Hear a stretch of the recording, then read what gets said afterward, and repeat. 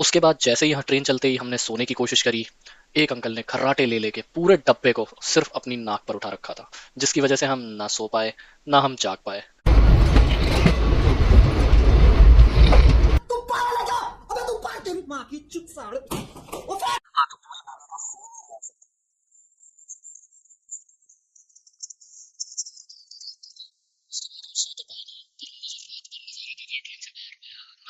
हमारी train late होने के बावजूद कैसे ना कैसे करके सुबह 6 बजे की जगह हम सुबह 9 बजे हल्द्वानी पहुंच ही गए।